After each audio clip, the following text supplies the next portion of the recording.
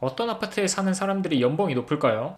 아파트 거주민에 따라, 아니 아파트에 따라 어떤 곳들은 고소득자들이 즐비해 있고 어떤 아파트는 저소득자들이 있겠죠. 그럼 우리는 투자할 때 어디에 해야 될까요? 당연히 고소득자가 모인 아파트로 투자를 해야 됩니다. 과연 우리가 살고 있는 아파트 거주민의 연봉은 얼마일지 1위부터 30위까지 알아볼게요. 우선 연소득 높은 서울 아파트 30곳을 알아냈고요. 1등 나인원 한남, 2등 한남더일이었습니다. 이 두 곳은 사실 정확히 따지면 빌라죠. 모두가 알고 있는 용산에 위치해 있고요. 사실 일반적인 사람들은 갈 수가 없는 그런 초고급 빌라입니다. 위치는 이렇게 돼 있고요. 무려 나인원 한남 같은 경우에는 연봉이 24억이에요. 한남더일은 15억이고요. 그러니까 일반적인 사람들은 안 살겠죠. 아니 못 살겠죠. 적어도 이 정도 소득은 갖추고 있어야지만이 이런 곳에 살 수 있다라고 보시면 될 것 같습니다. 우리나라 상위 20%의 연봉이 1억 6천이었거든요. 그러니까 1억 6천은 벌어야지만이 상위 20% 안에 들 수 있는 거예요. 가구 소득을 나타내는 거고요. 근데 나인원 한남과 한남더일은 24억 15억이었어요. 도대체 누가 살길래. 네, 지드래곤 살고 있고요. 지금은 이사 간 걸로 알고 있는데, 그리고 GS그룹의 오너 4세 허준홍 대표가 살고 있고요. LS그룹 오너 3세 구본혁 대표가 살고 있고요. BTS의 지민 RM이 거주하고 있습니다. 납득이 가시죠? 이 정도는 돼야 이런 곳에 살 수 있는 거고, 보시면 나인원 한남이 130억이거든요. 한남더일은 109억을 찍었습니다. 과연 이게 비싼 걸지 자 한번 볼게요. 나인원 한남 같은 경우에는 연소득이 24억이랬거든요. PIR 사람들 많이 얘기하죠. 부동산 투자할 때. 지금 서울 아파트 평균 PIR이 30이 나옵니다. 그러니까 30년이에요. 연봉을 아무데도 안 쓰고 그대로 저축했을 때 30년을 모아야지만이 서울에 있는 아파트를 살 수 있다라는 거거든요.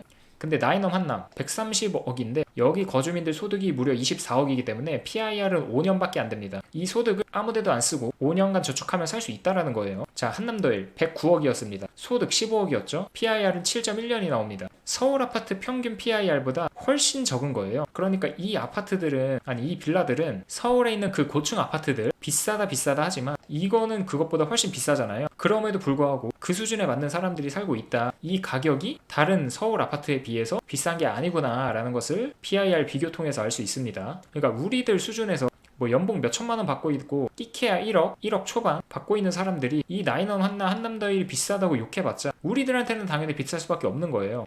이게 현실이었고요. 그러니까 상위 입지 아파트 가격이 높은 이유가 거품이 아니고 적정 가치임을 알 수 있는 거죠. 아니 어쩌면 지금도 싸다라는 거예요. 아까 나인엄 한남, 한남더일 100억이 넘어가지고 그게 말이 되냐 싶은데 이런 초고소득자들이 몇 년만 땡기면 그냥 한 번에 살 수 있는 아파트들이기 때문에 거품이 절대 아니라는 거죠. 그 다음 고소득자들이 모여있는 탑 6부터 15위까지 한번 볼게요. 아이파크 삼성 55평 71억이었고요. 평당 1.29억이었습니다. 이런 식으로 쭉 형성이 되어 있는데 공통점이 대부분 대형 평형만 있는 아파트들이더라고요. 여기 삼성 힐스테이트랑 레미안 퍼스티지 같은 경우에는 중형 평형도 있긴 한데 그 외 나머지 아파트들은 다 대형 평형 위주의 아파트들이었고요. 그러니까 고소득자 같은 경우에는 소득도 소득이고 대출도 상당히 많이 나오기 때문에 자본력이 상당하거든요. 그 금액 가지고 중형 평형 들어가려면 웬만한 곳은 다 들어갈 수 있기 때문에 평수를 높여야 되겠죠. 그러니까 대형 평형 위주의 아파트들이 고소득자들이 많이 밀집해 있는 그런 모습을 띄었고요. 16위부터 30위를 보면 역시 공통점이 강남 3구와 용산이 집중되어 있다라는 점입니다. 뭐 타워팰리스나 대치 삼성, 반포자이, 압구정 현대 다 들어보셨죠. 누구나가 다 알고 있는 이런 단지들이 거주민들의 소득도 상당히 높았고요. 그냥 딱 봐도 타워팰리스 3억이죠. 대치 아이파크 2억 7천이고요. 가장 낮은 압구정 현대 2억 4천이었어요.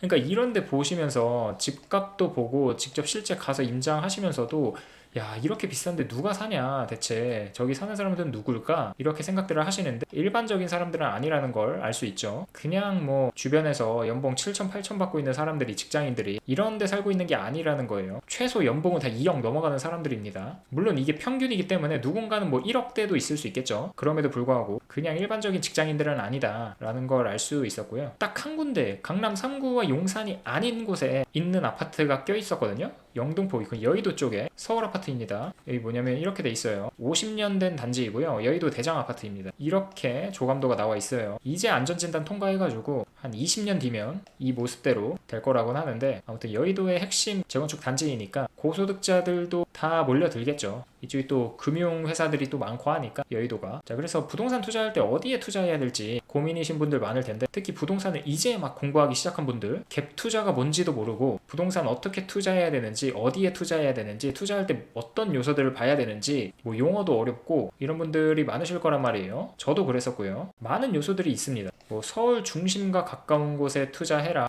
아니면 지하철역 가까운 곳, 아니면 신축인 곳, 아니면 교통 인프라가 좋은 곳, 일자리가 넘치는 곳, 자연환경이 좋은 곳, 교육 환경이 우수한 곳, 실수요, 투자 수요가 넘치는 곳, 편의시설이 많은 곳, 뭐 다양한 요소들이 있거든요. 이런 것들이 다 좋으면은 당연히 좋겠죠. 근데 그런 곳들은 상당히 비싸니까 몇 가지 요소들만을 뽑아가지고 괜찮은 단지를 추려서 투자를 해야 되거든요. 이 요소들이 다 좋은 곳들은 다른 사람들도 다 압니다. 근데 제가 생각했을 때 특히 중요한 것 중 하나는 소득이라고 생각하거든요. 내 소득이 아니에요. 내 연봉이 중요한 게 아니라 거기 살고 있는 아파트의 거주민들의 소득이 중요하다고 생각합니다. 지금 MZ세대 직장인들 최근 투자하는 방법들을 보니까 거의 뭐 주식 투자가 88% 대부분이었고요. 뭐 가상화폐 ETF들이 있었는데 부동산이 아주 적었단 말이에요. MZ세대 특성상 나이가 아직 부동산에 투자할 나이들이 아니기 때문에 관심에서 멀어져 있을 수 있는데, 만약에 부동산 투자를 해야 되겠다, 곧 할 생각이시라면 이 거주민들의 소득을 중요시 하셨으면 좋겠습니다. 그 이유는 사람은 본능적으로 자기랑 비슷한 사람들이랑 모이게 돼 있거든요. 지금 이게 빈부격차가 딱 보이시나요? 딱 단지가 나뉘어진 게. 지금 여기 가운데로 해가지고 합성이 아니에요. 두 가지 사진을 붙인 게 아닙니다. 집단이 나뉜 거예요. 아예 이렇게. 소득에 따라겠죠.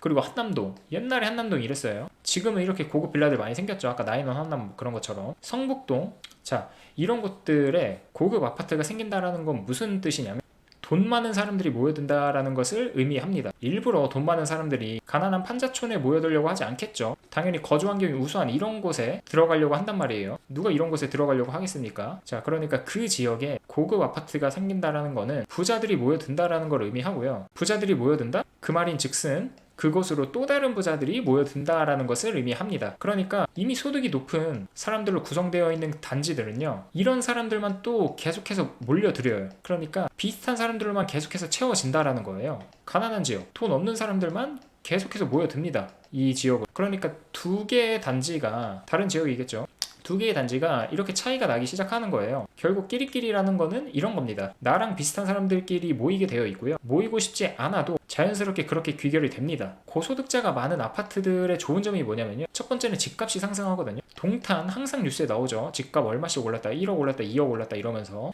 동탄역 롯데캐슬 22억 찍었잖아요. 24년 2월에 다들 알고 계실 거예요. 22억이면 서울의 웬만한 아파트보다도 가격이 높다라는 건데, 아무리 신축이라 한들, GTX 초역세라고 한들 굉장히 놀라운 가격대가 아닐 수 없어요. 왜 그렇겠습니까? 삼성전자 다니는 사람들이 동탄에 많이 거주하고 있거든요. 고소득자들이 밀집해 있으니까 집값이 자연스럽게 상승하게 된 겁니다. 그러니까 기본적으로 직주 근접이 가능한 곳이잖아요. 삼성전자에 다니기 위해서 편리한 위치에 있는 아파트들이니까 삼성전자 다니는 사람들이 많이 몰려들었는데, 그러면 점점 아파트 가격들이 뛰기 시작하겠죠. 그런데도 이 올라가고 있는 아파트들의 가격대를 이 고소득자들이 대출을 받든 뭘 하든 커버가 가능하기 때문에 계속해서 들어올 수 있는 거거든요. 그래가지고 가격이 계속 이렇게 올라가는 거예요. 그런데 고소득자들이 밀집해 있지 않은 아파트들 같은 경우에는 예를 들어서 7억이라고 했을 때 7억을 감당할 수 있는 소득자들이 없기 때문에 들어갈래야 들어갈 수가 없겠죠. 그러니까 고소득자가 많이 있는 단지들이 집값 상승의 추진력을 발휘할 수 있고요. 두 번째는 민도입니다. 들어보셨을 거예요. 부동산 민도라는 것이 있습니다. 그 거주민들의 수준을 나타내는 거거든요. 보시면 부자와 가난한 사람의 마인드 차이가 이렇게나 다릅니다. 부자들은 끊임없이 배우고요, 미래지향적이고 크게 생각하고 변화를 추구하고 그러는데, 가난한 사람들은요, 남 탓하고 배우는 걸 거부하고요, 남을 비난하고 시간 낭비하고 문제를 야기시키고 그런다는 거죠. 그러니까 고소득자들이 모여있는 아파트들에 살면 좋은 게 뭐냐면, 이런 무형적인 걸로 인해서 영향을 또 받게 되거든요. 그 저소득층이 몰려있는 아파트들에 살게 되면은 이런 사람들이 많아가지고 나까지 이제 부정적인 영향을 받아서 부정적인 사람이 되는 거예요. 남들 비난하고 시간 낭비하고 문제 야기하고 남 탓하고 이런 사람이 똑같이 되는 겁니다. 처음에 이런 사람이 아니었을지라도 이런 사람들과 같이 어울리게 되면 똑같이 되는 거예요. 근데 고소득자들이 몰려있는 아파트들에 가면, 물론 다 그런 건 아니겠지만 배움을 계속해서 추구하고요, 미래지향적이고 주변을 칭찬하고 이런 사람들로만 가득 차 있기 때문에 나도 이렇게 변합니다. 긍정적인 멘탈을 가진 사람으로 변화하게 되거든요. 우리가 드라마에 보면 부자는 악하게 나오고 빈자는 착하게 나오잖아요. 현실은 안 그렇습니다. 제가 볼 때는 안 그래요. 부자가 선하고요, 빈자가 악한 경우가 많았습니다. 꼭 이렇게 가난한 사람들일수록 겉으로 티를 내거든요. 브랜드 덕지덕지 이렇게 표신을 하면서 날 좀 바라봐 주세요 라고 표현을 하는데, 부자들일수록 검소하죠. 겉으로 드러내려고 하는 사람들이 없습니다. 자, 부자들은 기부도 많이 해요. 빈자는 어떻게 하죠? 백화점 가서 뭐 어설프게 갑질하고 호텔 가서 어설프게 갑질하고 그러죠. 뉴스에서 많이 나왔습니다. 물론 이 반대 케이스도 간혹가다 나오긴 해요. 아주 간혹가다. 그런데 대부분 이런 경우들이 많았고요. 또 아이 교육에 있어서도 상당히 좋습니다. 원래 마포가 아쉬웠던 점이 다른 건 다 좋은데 학군이 안 좋다라는 거였거든요. 근데 이제 마레프, 뭐 그랑자이, 다양한 신축 아파트들이 생겼잖아요. 그러면서 유일한 약점이었던 학군도 보완이 됩니다. 지금 4대 학군지라고 해서 각광받고 있는 지역이거든요. 광진구랑 더불어서 원래 대치, 목동, 노원 3대 학군지였는데 이 고급 아파트들이 생기면서 자연스럽게 학원가들이 생기기 시작한 거예요. 여기에 생각하는 황소라는 학원들이 들어오기 시작합니다. 이 학원이 뭐냐면 대치동에 굉장히 유명한 학원이거든요. 보통 의대나 서울과고 가려고 하는 학생들이 초등학교 때 다니는 학원들이에요. 근데 이 학원이 위치해 있는 곳이 목동이나 대치에 불과했단 말이에요. 근데 이제 마포구에도 생기기 시작했어요. 마포점, 마포점 2관 해가지고 두 곳이 들어왔고요. 그렇다라는 거는 이 마포에도 학업에 대한 열의가 높은 학생들이 많다라는 거기 때문에 이런 것들이 시사하는 바가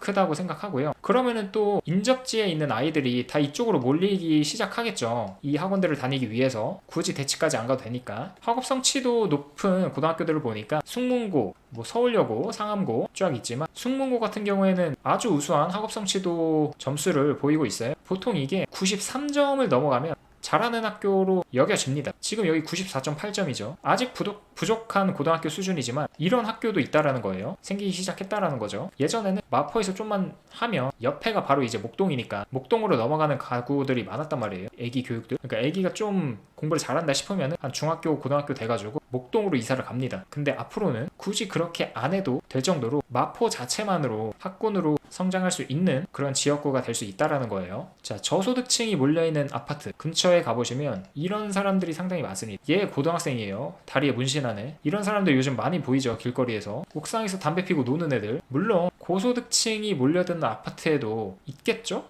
근데 저는 제가 얘기를 하면서도 사실 없을 것 같아요. 단 한 명도 없을 것 같은데, 아니 뭐 한 명 정도는 뭐 있으려나 모르겠지만 아무튼 이런 아이들이 있을지 모르겠어요. 아무튼 뭐 있다고 치고 어쩌다가 한두 명 있다고 치고, 근데 그렇지 않은 아파트들은 이런 애들이 상당히 많으니까 내 아이가 부정적인 영향을 받을 확률이 상당히 높겠죠. 그러니까 고소득층이 모여있는 아파트로 가야 되는 거고요. 블라인드에서 퍼온 건데 학군지 애기들은 기본적으로 예의가 바르다. 비학군지는 정상인인 애도 비정상이 되어서 졸업한다. 그 경찰청 신뢰가 가죠. 제일 나쁜 사람들이 이런 글이 갈라치기 하고 차별을 조장한다고 하는 건데 절대 차별이 아니다. 단지 성장과 안전의 가능성을 높이고 피해 확률을 낮추고자 하는 본능이다 라고 했고요. 또 경찰청에 다니는 분이 진짜 주변에 경찰이 있으면 물어봐라. 학군지, 비학군지 신고 건수, 신고의 질, 그걸 보고 자란 아이들의 수준의 급이 다르다 라고 얘기를 했고요. 참 신뢰가 가는 글입니다. 그리고 어릴 때 도덕책에 나오는 내용 보면서 이런 걸 굳이 배워야 될까? 이걸 몰라 싶었는데 가정에서 배우지 못한 아이들이 생각보다 많더라. 내 기준 기본이라고 생각하는 부분이 어떤 이들에게는 기본이 아닐 수도 있겠구나 라고 댓글을 달았습니다. 그러니까 이런 것들을 종합해봤을 때